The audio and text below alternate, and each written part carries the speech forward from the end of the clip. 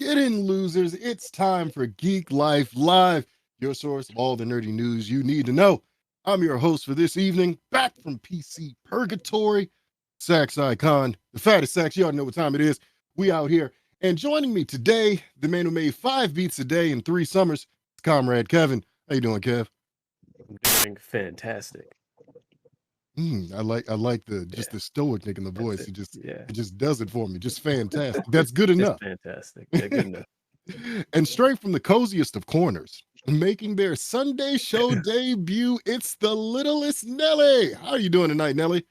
I'm doing so good. I'm so excited to be here with y'all. Welcome. Welcome, Thank you Nelly. for being on. Welcome. Thank you. Yeah. Well, just catching up. So, how have you all been surviving the pre apocalypse? You know what I'm saying? Like it's coming again. So how we doing? Apocalypse Part 7. Yes, Yeah. Part 7 at this point. Yeah. It's basically just like we're like in the Fast and Furious anthology of like COVID variants right now. It feels like It's not good. no, it's not. But I'm great, Real by bad. the way. Just That's good. same work, games, and outside. That's it. Fair enough. How about you, Nelly? I'm doing good. We got a puppy recently. If you've been on Cozy Oh. Corner, you've met her. Her name is Harley. She got to go to the park for the first time today and absolutely lost her shit.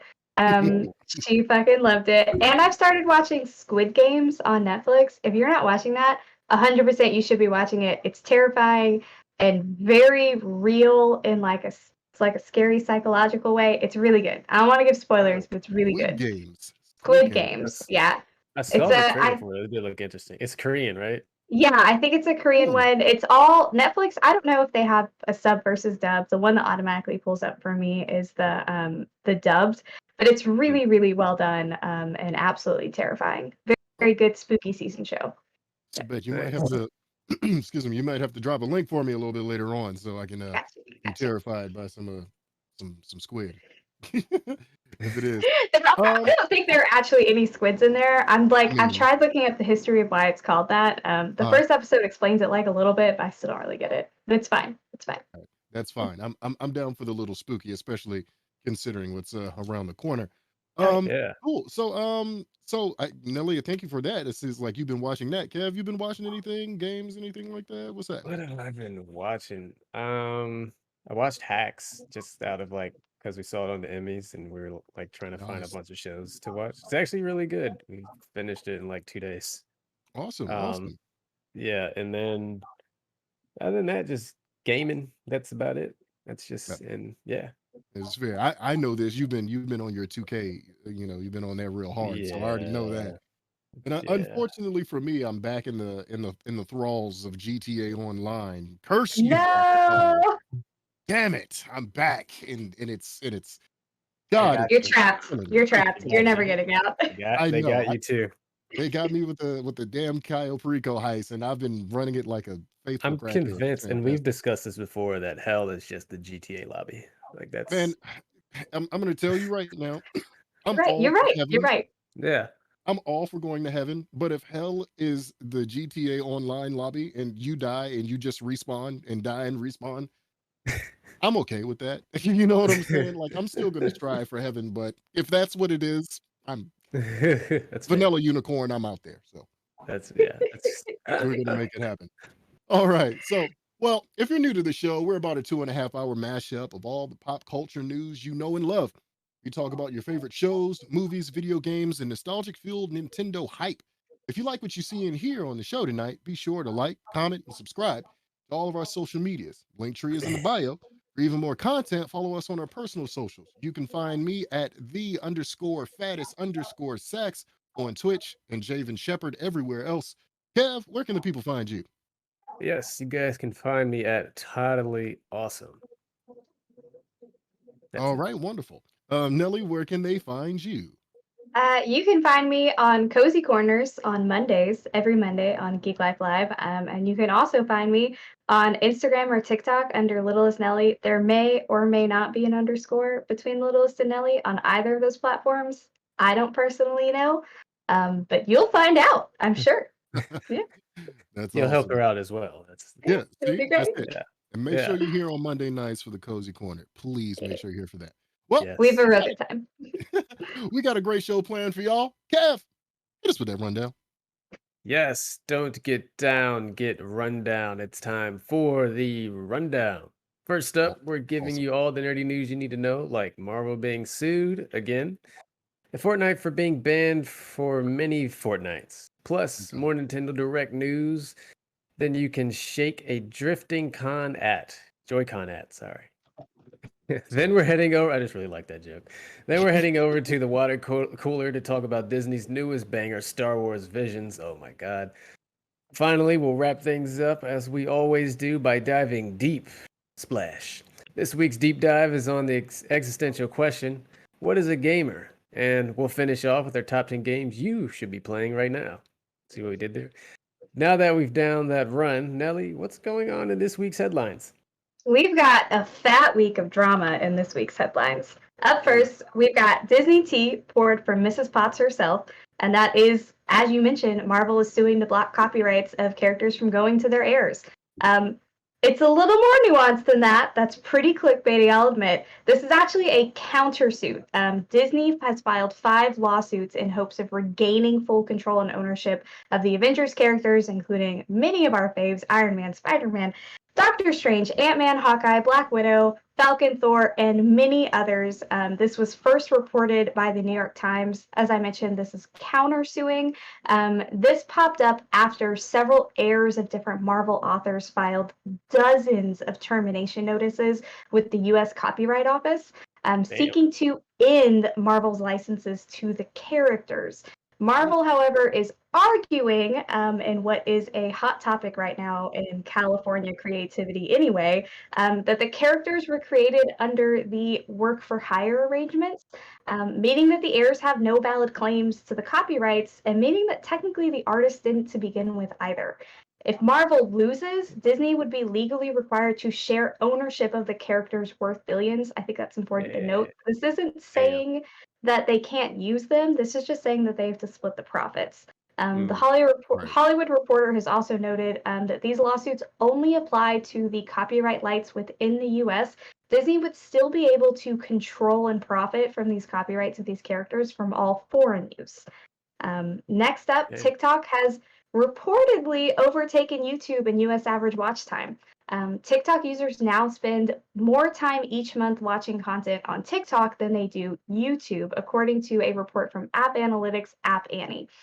In the US, ByteDance's app first overtook YouTube in August of last year, and as of June 2021, its users watched over 24 hours of content per month on TikTok versus 22 hours and 40 minutes on YouTube. In the UK, the difference is even more stark. TikTok overtook YouTube in May of last year, and users there now reportedly watch almost 26 hours of TikTok content every month versus just 16 on YouTube. An important asterisk, these figures only include viewership on Android phones. So this isn't representative of all mobile users or of everyone on the app, period. But on that note, there are more Android users in the UK than there are in the US. The difference of company control share over there is vastly different. Apple isn't nearly as popular, which could explain the difference there. Speaking of hostile takeovers, I'm sure y'all have heard, Apple has effectively banned Fortnite from the App Store for up to 5 years. Epic Games CEO Tim Sweeney has revealed that Apple has rejected the company's request to reinstate Epic's developer account, which is effectively banning Fortnite from returning to the App Store following the legal battle between Epic and Apple. Sweeney revealed on social media this morning a letter sent to him by Apple rejecting Epic's request to have its developer program account reinstated. That account is necessary in order to develop and deliver apps on iOS. Furthermore, Apple says it will not even consider any request to reinstate Epic's account, quote, until the district court's judgment becomes final and non-appealable, which according to Sweeney could be as long as 5 years because of the final and non-appealable. That's the account that's going to make it last the longest. And finally, Best Buy's in-store event celebrates actually having stock in PS5s and Xbox Series X. It's been almost a year since these consoles have been released for their ninth About damn generation. time. So long. But like Right. it's been impossible to buy any of these in store because of the Yeah. ongoing chip shortage due to everything going on Yeah. with COVID. So if you're hmm still looking to get your hands on some, Best Buy has announced that select locations will have limited stock of PS5 and Xbox Series X. Mm, Select locations, limited stock. You can head over to their to Best Buy's website and figure out where those places are. It still looks like it's going to be pretty niche to get your hands on. Walmart has announced something similar, that they will be selling select locations with limited numbers of each of the consoles. I mean, are we seeing a shift finally towards the end of COVID, as we might call it, even though that's fake? I mean, are scalpers going to be dead? Like, are we actually going to be able to get our hands on some content here? I mean, I hope so. I really do hope we can get it. As far as scalpels are concerned, it depends on how willing they are to risk themselves to, get the material to make it difficult. But I'm gonna be straight up with you. Scalpers or not, we're still gonna be in low supply anyway, because like I Yeah. really have to figure about how many consoles the select Best Buy. First off, it's select Best Buy locations. So I don't know how many locations there are, first off, and what their limited supply is. So there might not even be enough for people to snatch and then upsell on eBay or marketplace or whatever like that. What Yeah. about you, Kev? Right.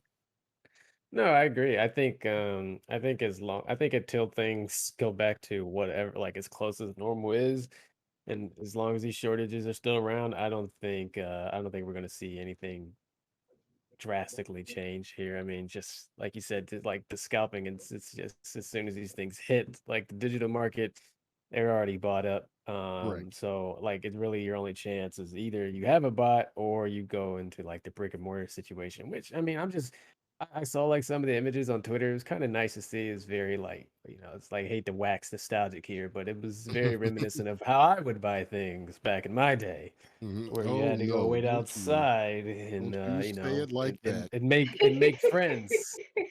Right? Right? Find your Oh, line, buddy. And I'm also curious. see someone get arrested, it was a whole thing. It was great. It was great. yeah. I'm also So, curious how much of this isn't really just a ploy to get people in stores. I yeah. don't know if y'all are Right. super familiar, but they started recently doing in a lot of other locations, not just Best Buy, but other stores, where you could order something online and pick it up in store. The reason they do Yeah. that is because when people walk into a store, they're more likely to spend money. And I Sure. think maybe the select locations limited supply is just to try to get people's hopes up to get them to walk into the store and Yeah. buy something else while they're there, so it's not a waste of time. It didn't look Oh, like they had a easily. lot of visibility online to figure out if you were going to be going to the right place and if you were going to have a shot by the time you got there. Yeah. Yeah. No, I agree with that. I think that's Yeah, possible. that's the risk you take when you decide to go to a store that has limited supply. You know what I'm saying? hmm So like you could willingly put yourself at risk in this day and age and come out empty-handed. At least getting drop kicked in the store when COVID wasn't a thing to get the latest whatever was, safer than this and Yeah. more comparable. At least you're gonna get your hands on something. Right. But yeah. I do the drop kicking when I go to stores. I am the Walmart Black Awesome. Friday Karen. I'm going to get my discount. It's going to happen. Oh God. So switching on over, do you guys think the heirs of the creators of some of Marvel's most iconic heroes should be entitled to profits? I Who have wants to go? I have weird feelings on this. Like I think like one of the things, like if it were Stanley's characters, right? I know Stanley's intentions, and he was very public about it, is that he wanted for Marvel to pursue more content with it. And that to Yeah. me is like the most important thing, is so long as the intentions are still being held true. I mean, I don't think Disney or Marvel necessarily need to own 100% of the profit on those copyrights. I think they can share the love a little bit. Yeah. So long as the intention is staying true, that content is still being created with those characters. Yeah. Yeah. Go ahead, That's Kev. true. No, I just laugh at the idea that we thought it was going to be sort of Loki undoing the MCU when it's really just going to be U.S. copyright law.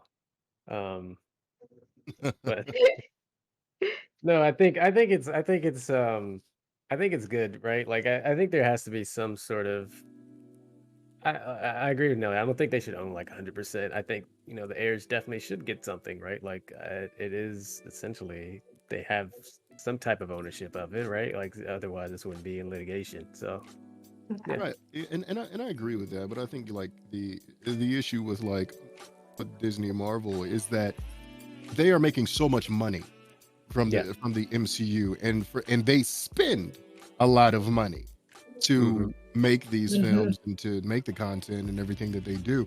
And I guess they feel that if they had to share some of the profit, they Yeah. wouldn't be able to, put out as much as that they do. But I'm more of the line is whatever is fair is what's fair. And I agree with you, Nelly. If it's still done in good intentions and it's still done right, if there can be compromise and we can work together and everybody's not a bunch of greedy that would be fantastic. That's just me. Yeah.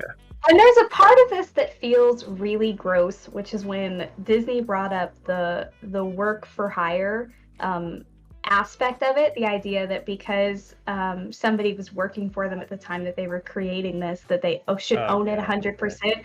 That feels so nasty, and it's something that's coming up a lot in different aspects of entertainment right now, and even on my side from like corporate buying, licensing, stuff like that. I have friends who have done design work and done graphics work who can't put that stuff into their portfolio to get a new job because that company is claiming, oh, you made that on our time. That's our product now. Like, you don't have any rights to that. Like, that to me is the grossest part of it by far. Yeah, I've never liked that stuff where, like, you look at the job, like employee agreement. It's like, oh yeah, if you patent something while you're employed with us, it's ours. Like, excuse me, like what? Yeah, that's more. You're literally saying you own me. Like that's like. That's not the wave. That's right. That's just not what it is. Right. So yeah, it's gross. Yeah. So. Yeah. What are you guys' thoughts on TikTok taking YouTube? Is this the beginning of the end for the tube? I'll let you go first, Nelly. I've got a whole thing lined up. I've been thinking about this all day, but I want you to go first. Okay, so I think there's two sides of this. One, I think, is short term, which is why it's winning, is because it's short content. And I think people are really attracted to that. It's really easy to get sucked into it. I have three parts, just kidding. Second part, TikTok does not treat their creators as well as YouTube does. That's a conversation that's happening right now on Twitch. The fact that YouTube treats their creators a lot better. And TikTok has started rolling out 3-minute content. There's been discussions of 5-minute and 10-minute contents rolling out. Like, people are trying to find a happy medium between short content and long content. And I think that TikTok is honestly going to end up biting itself in the butt there. But the third part of it is that this study is really skewed. It's exclusively on Android phones, and I can't super trust the sample size on that, to be honest. Like, just on Android phones, I think absolutely people who are on their phones like this are going to be watching short form content, absolutely. And I know that I'm more likely to watch YouTube on like my computer, but that didn't get counted in any of the analytics from this firm. So that's my thought. I think the math is bad. All right, wonderful. I'm gonna go for it. Right, go on it. Here we go. TikTok is in no way, shape, or form competition for YouTube at all. It's not even close. And because there is no other video sharing media platform that exists that is YouTube. TikTok can't do what YouTube does. YouTube can do what TikTok does. And they have done that recently with doing YouTube Shorts. So that's something that was made because of TikTok. You feel what I'm saying? And YouTube's been around since 2005. You know what I'm saying? Now, TikTok is great. You know what I'm saying? You can watch videos, because I'm going to tell you like this. I'm guilty. I fell in a trap of falling in the swiping through my For You page, looking at everything. So like that that happens. Does anybody remember Vine?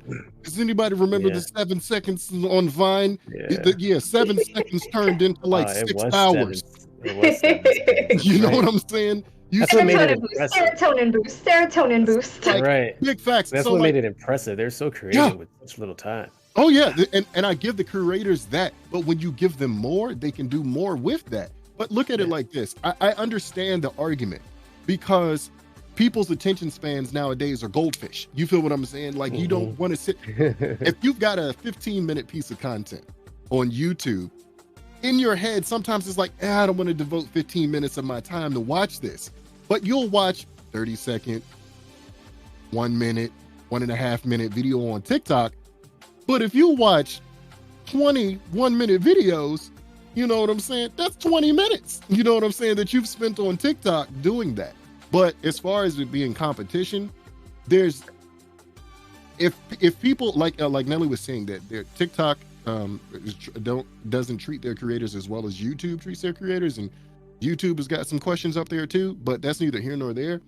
If I'm tired of making content for TikTok, I can go to Instagram.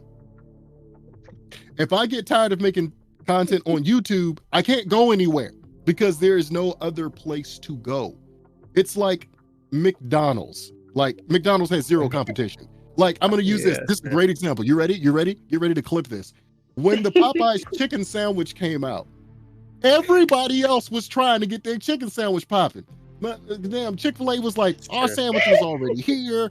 KFC was like, let's get this sandwich popping. Wendy's was like, let's get this sandwich popping.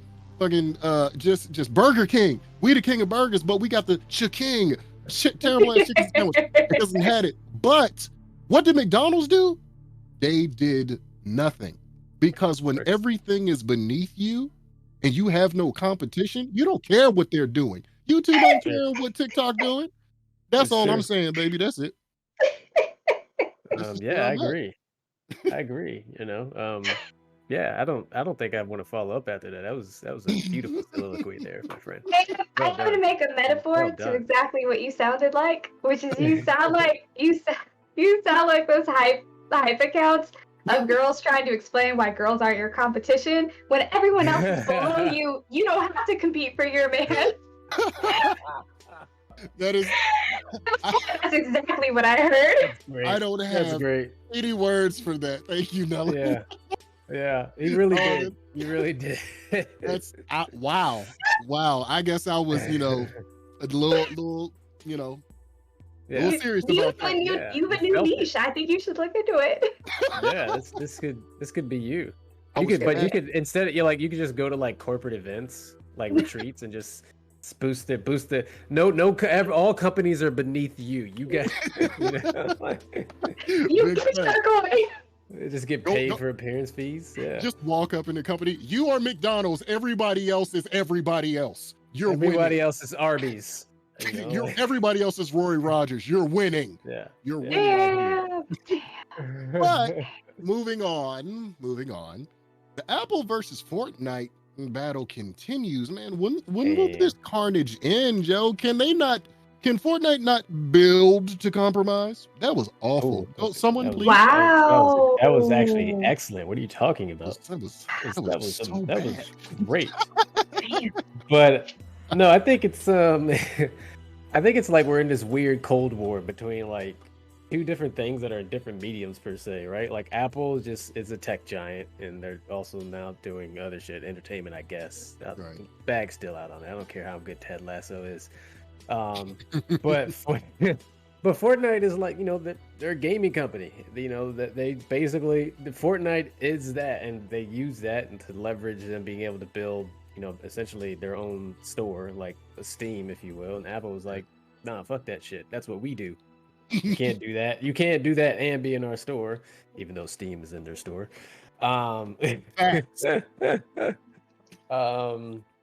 Yeah, so I think this was kind of petty because this doesn't really do anything to Fortnite. I mean, Epic per se. Like, I mean, it just it's just another, I guess, sort of avenue of revenue they can't get to, but they're not hurting for more revenue avenues. That's a weird word. I got they're not, they're not hurting for rev avenues. Awesome. You know what I mean? Like they're. I think both of these places are at a point where they're both too big to fail. Now they're just like taking, like shots at each other, as you know, rich conglomerates do.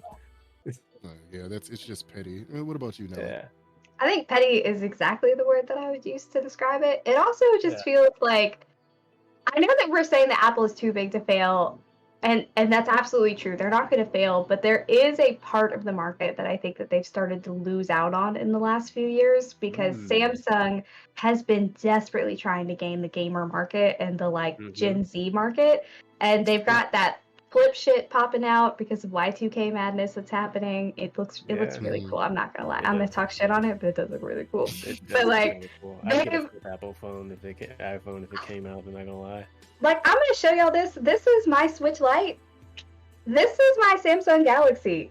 Like, my Samsung Galaxy has a bigger screen because they made this for gaming. Like, they made this to watch content on. And I get that, like, Apple's not going to fail because of this, but I think that they're alienating themselves from a gaming market who buys phones specifically for that kind of content. Like, I think it is a mistake. I don't think it's a detrimental one, but I think it's a stupid move. I think it's petty.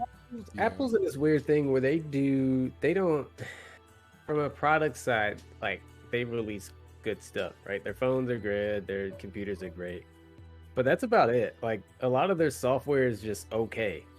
Like, I run a MacBook, and I don't use I don't even know what it's called. Keynote? What is it? Is that the PowerPoint equivalent? Or like Pages? What the fuck is Pages? You know, like, I don't use any notes. Yeah, I don't use any of that stuff. Like, all of my applications are basically like PC applications, you know, Office Suite, Adobe Suite, like all that good stuff. So as far as like software and stuff, they've never had that. It's just they're great at marketing and they're great at making nice products that don't really break on you.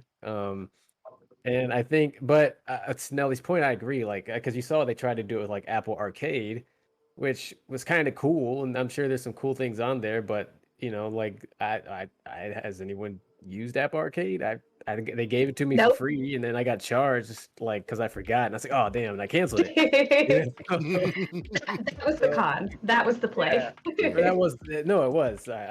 But you know, I think it's like, to me, it's like Google. I mean, well, Google owns Android, but it's like, while Google tried to come out with Stadia and Stadia didn't work, you know, I think Apple's failing in this weird software space. And to your point, Nelly, I think, you know, this is like, it's kind of like you know, just like they're just throwing shade at Epic, saying, why are you being so successful and not letting us carry you there, you know, or something. Right. Let us monopolize. Yeah, it comes down to Apple wanting to make more money and saying that they are responsible for the success on Fortnite on mobile, when Fortnite is successful all by itself. So, shit to do with anybody else. Exactly. Yeah. They could have come out with like an Apple exclusive character or Apple exclusive content, but they didn't want to do that. They didn't want to pander.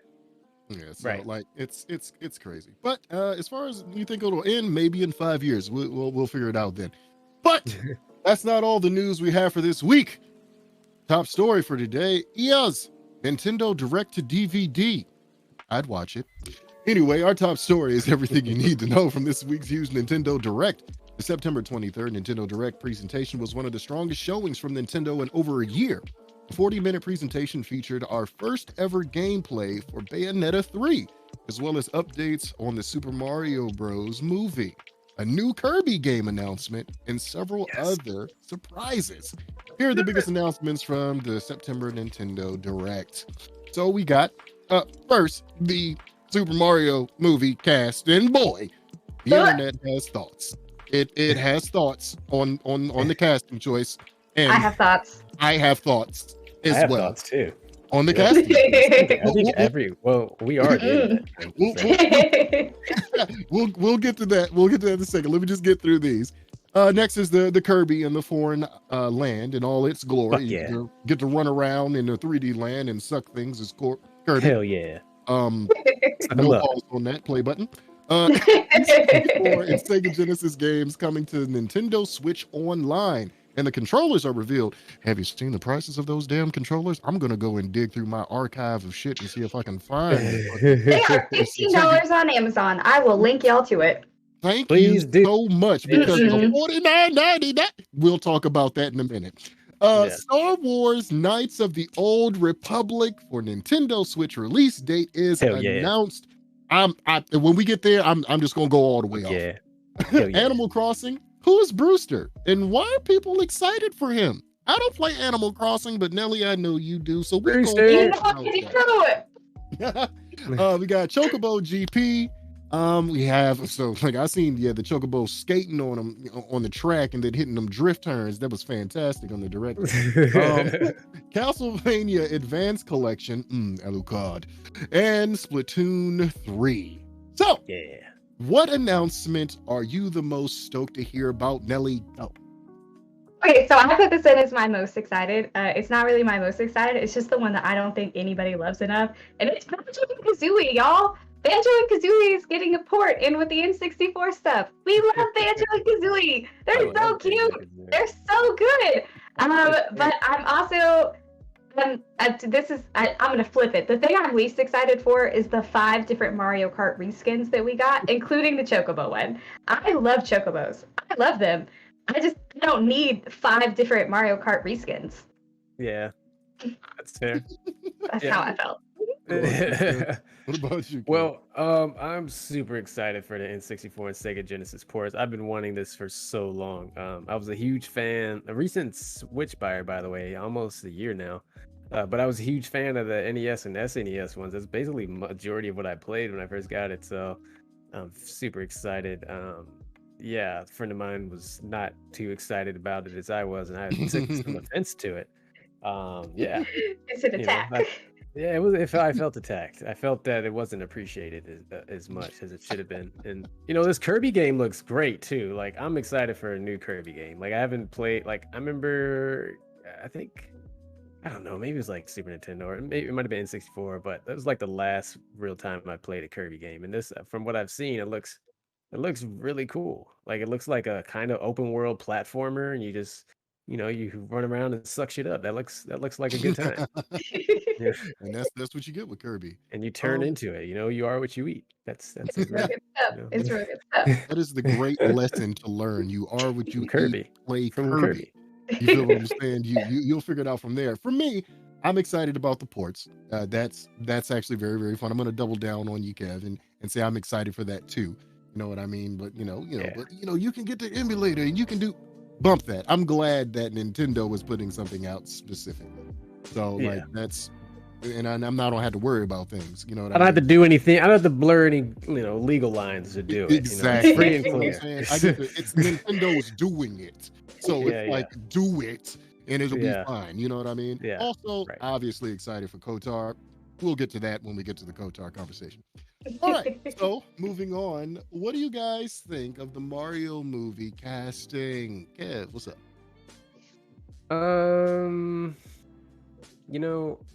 I'm like, it's like mixed feelings, right? Because so it's gonna sound petty and kind of maybe even childish, but it made me go to like Chris Pratt's Instagram just to see and what's going on. Who he follows? Yeah, like, am I allowed to support this? Should I? I mean, he follows Ben Shapiro. Oh God, don't say those things. He follows Turning Point USA. Oh God.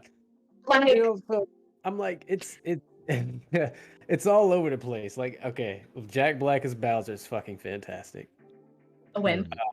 Keegan-Michael Key as Toad. I'm very interested in that. Yeah. And win, whether it's good or bad. Seth Rogen is Donkey Kong. Jamal, go ahead and elaborate on that.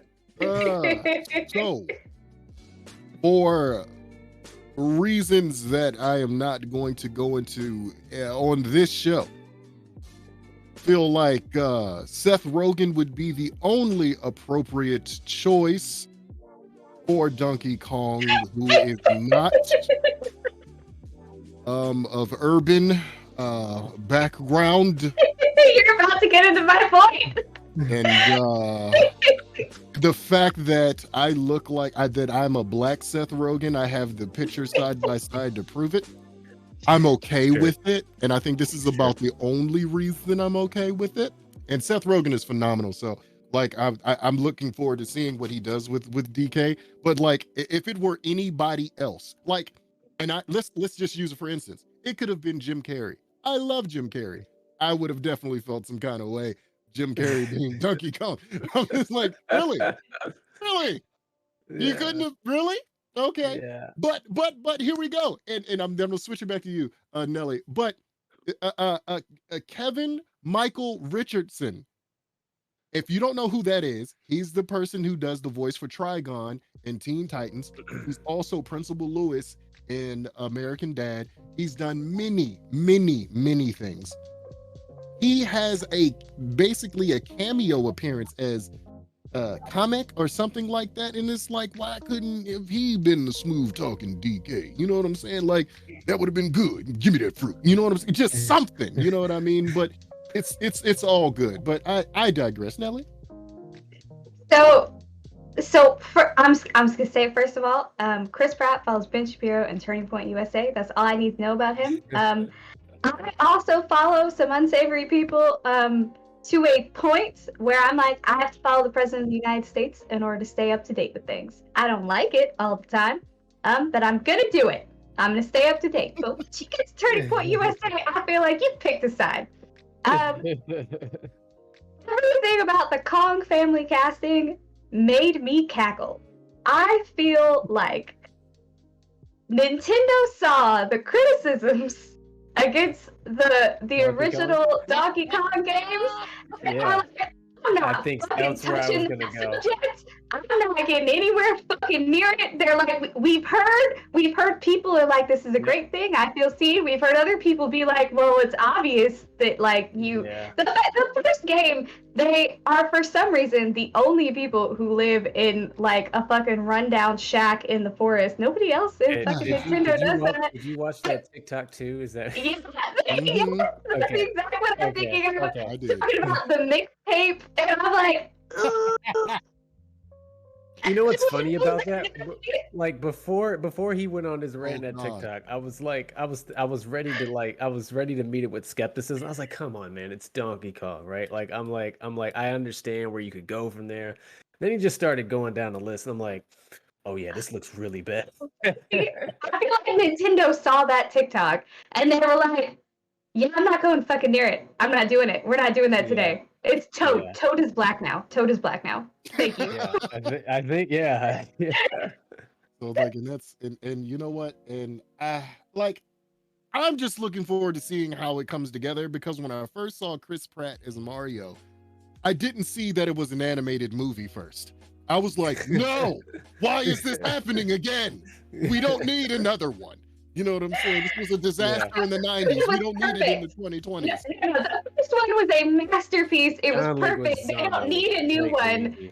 Yeah, there was nothing wrong with it. Why would you redo it? Why would you redo another live action? There was nothing wrong. There's nothing wrong. Not one goddamn thing. I'm going to move on. Which N64 and Sega game are you playing first? Nelly, go.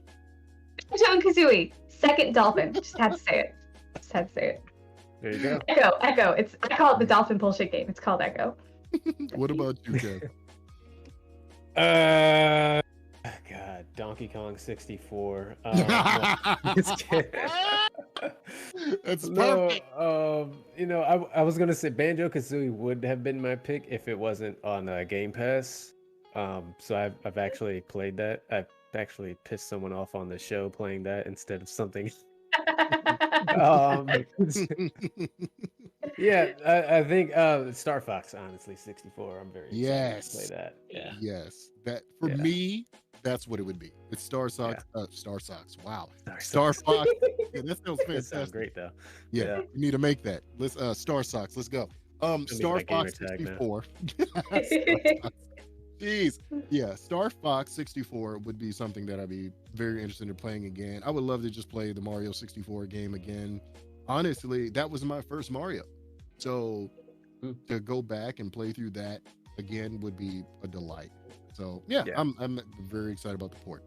So now, Star Wars KOTOR. Is it a must or is it a bust? Kev. I think it's a must, right? Like, I'm kind of torn because I'm like, I know they're doing a remastered version on this, on like the Series X and PS5 and PC and whatnot.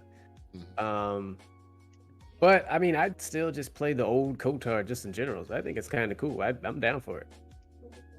Awesome. Like I'd play it again if I had it, or a platform to play it on. Talk dirty to me. That's fantastic.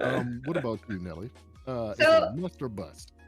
I think it's a must, but I have a caveat, and it's if you don't follow Geeklife on Facebook, you're missing out on some cool content that gets shared there, which includes this one about why in our nostalgia brain games look better than they do when we play them again now. And one of them is because we used to have shit TVs, and people would animate the games to account for shit TVs.